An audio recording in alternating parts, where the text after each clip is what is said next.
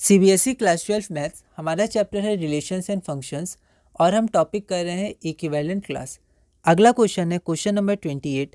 Late a is equal to x element of z where such that x is less equal to 12 and greater equal to 0।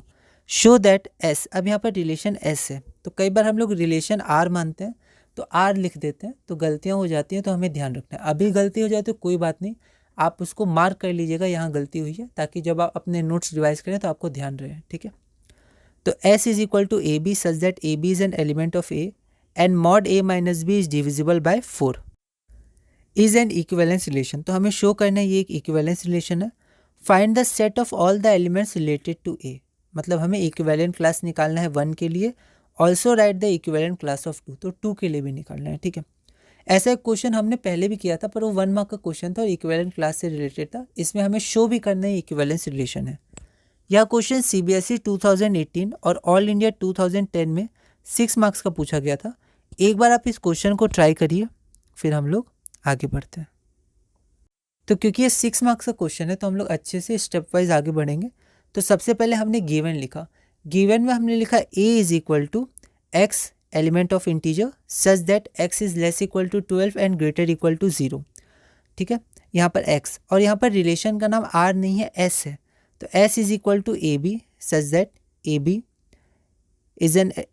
Is an element of a and mod of a minus b is divisible by 4। ठीक है, तो ये relation दिया हुआ है और show क्या करना है, s is an equivalent relation और फाइंड क्या करना है, इक्विवेलेंट क्लास ऑफ 2। और यहाँ छूट गया, आपको 1 का भी करना है। ठीक है, यहाँ पर 1 का भी, तो यहाँ आप लिख दीजिएगा इक्विवेलेंट क्लास ऑफ 1, या फिर लिखा हुआ है set of all elements related to 1, वो भी लिख सकते हैं ना, तो यहाँ पर आप लिख दीजिएगा। Now a can be written as, तो हम लोग ए की डायरेक्ट वैल्यू लिख सकते हैं रोस्टर फॉर्म में 0 से 12, तो 0 1 2 3 4 12 तक। रिफ्लेक्सिविटी, सबसे पहले रिफ्लेक्सिविटी में एक ही एलिमेंट को कनेक्ट करते हैं, तो यहाँ हमने ए मान लिया सेट ए का, क्योंकि सेट ए पर डिफाइन किया गया। तो यहाँ पर मॉड ए माइनस बी है, तो ये हो जाएगा mod a minus a is equal to 0 which is divisible by 4। ठीक है, therefore a is an element of s. क्यों? क्योंकि मॉड ए माइनस ए आपका 0 होता है और ये आपका डिविजिबल है 4 से, तो इसका मतलब ए आपका एलिमेंट ऑफ रिलेशन हो गया, कंडीशन फुलफिल हुआ। तो रिलेशन एस इज, आर नहीं होगा S, relation S is reflexive, और यहाँ 1 मानने की ज़रूरत है नहीं, कन्फ्यूज़ हो सकते हैं। अगला है सिमेट्रिक। तो सिमेट्रिक में हम लोग देखते हैं let a b is an element of a or element of a such that a b element of s, ये हमने खुद माना। तो अगर a b element of s है तो mod a minus b divisible by 4 होगा। अब हमें बस शो करना है कि बी माइनस ए भी डिविजिबल बाय 4 है। ठीक है, तो अगर माइनस साइन कॉमन ले तो बी माइनस ए हो सकता है, और मॉड में माइनस प्लस हो जाता है, तो mod b minus a is divisible by 4, मतलब b a is element of S. तो हमने माना था a b is element of S और हमने शो कर दिया b a element of S for all a b element of A, जिस पर ये एस रिलेशन डिफाइन है। तो हमारा रिलेशन एस सिमेट्रिक है, इसको छोड़ दीजिए, है ना। आप चाहें तो लिख भी सकते हैं, बस लास्ट में इसको कर देंगे from 1 to 3 we see the relation is reflexive symmetric and transitive therefore it is equivalent, है ना। तो आप चाहें तो हटा भी सकते हैं, कोई ऐसा दिक्कत नहीं है। अगला है हमारा transitivity. Let a b c element of a such that, अब देखिए यहाँ पर जल्दबाजी में आर लिख दिया था, क्योंकि जनरली आर हम लोग लेते हैं रिलेशन को, पर ये एस है। ठीक है, नहीं तो फिर क्वेश्चन आ सकता है कि आर कहाँ से आया, क्वेश्चन में तो दिया नहीं था ऐसा। ठीक है, तो इसलिए ये ए बी जो है वो एस का है, तो बी केयरफुल। तो ये छोटी छोटी चीज़ें ना आप अपने नोट्स में लिख सकते हैं, है ना। आपके नोट्स से अपनी तरह से बनाइए, है ना। आपको अपने नोट्स बनाने अपनी तरह से बनाइए और उसको रिवाइज़ करिए। आप जो मेहनत से नोट्स बना रहे हैं उनको रिवाइज़ करिए और धीरे धीरे आप आगे बढ़िए, है ना। तो a b element of s है और b c element of s है, ये हम खुद मानते हैं। अब हमें शो क्या करना है कि a c element of s होगा। अब a b element of s है तो mod a minus b is divisible by 4, तो mod a minus b multiple हो जाएगा 4 का। ऐसे क्वेश्चन हमने कुछ पहले बनाए हैं। तो 4m m element of z। अब जब मॉड हटाएंगे तो उधर प्लस माइनस चला जाएगा।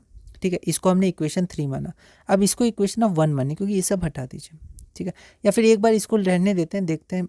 ये मैंने लिखा है 2 के बाद 3 आएगा, तो इसको इक्वेशन 3 मान लिया। ठीक है, अब बी सी भी एलिमेंट ऑफ एस है, तो मॉड बी माइनस सी भी डिविजिबल बाय 4 होगा। तो mod b minus c is equal to 4n, तो वो भी 4 का मल्टीपल होगा। m ले चुके थे तो मैंने n ले लिया, तो n एलिमेंट ऑफ z। तो b माइनस सी मॉड हटेगा तो प्लस माइनस 4n, इसको इक्वेशन 4 मान लिया। अब हमें a और c में रिलेशन चाहिए, तो हम लोग क्या करेंगे, 3 और 4 को प्लस कर देंगे। तो ये रहा आपका 3 और ये रहा आपका 4। तो जब आप इसको प्लस करिएगा तो यहाँ पर +-4m और +-4n आएगा। आप +-4 कॉमन लीजिए तो m+n हो जाएगा, ठीक है। यहाँ पर b और b ऐसे कैंसिल हो जाएगा तो a - c = +-4m+n। अब m+n को आप k मान सकते हैं, ठीक है। तो k भी आपका इंटीजर हो जाएगा क्योंकि m और n भी आपका इंटीजर है, ठीक है।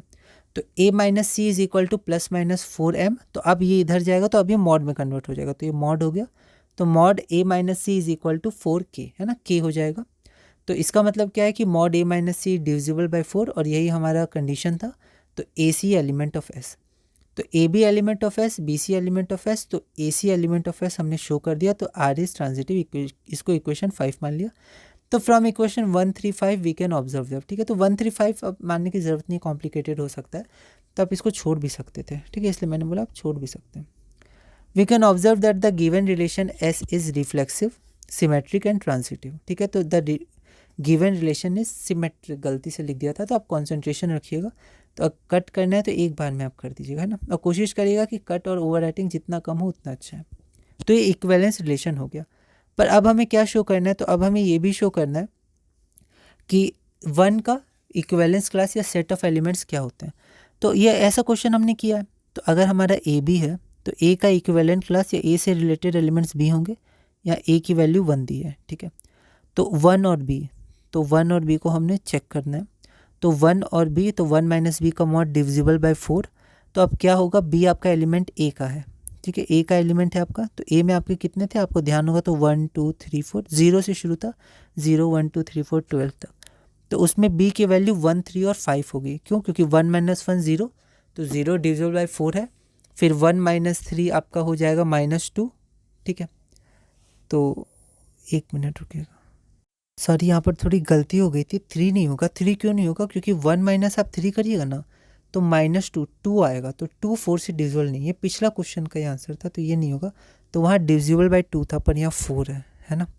तो आपका यहाँ क्या हो जाएगा, 1 हो जाएगा, फिर 5 हो जाएगा। 5 को, क्योंकि 1 - 5 आपका -4 होता है, -4 का मॉड 4, और 4 डिविजिबल होता है, ठीक है।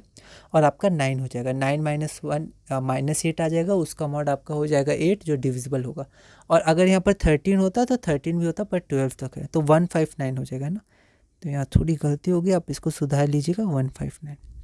आगे बढ़ते हैं। अब हमारा एलिमेंट्स जो 2 से रिलेटेड है, मतलब इक्विवेलेंस क्लास ऑफ 2, तो 2c हमने c मान लिया, आप b भी मान सकते थे। तो 2 - c डिविजिबल बाय 4, तो क्या हो सकता है, एक तो c की वैल्यू 2 हो सकती है, 2 - 2 0, 0 डिविजिबल बाय 4 होगा। फिर एक 6 हो सकती है, 4 4 बढ़ाते जाएगा, 0 प्लस मतलब 2 आया, 2 + 4 6, तो 6 - 2 4, 6 + 4 10, 10 - 2 8, तो 8 डिविजिबल बाय 4 हो गया, ठीक है।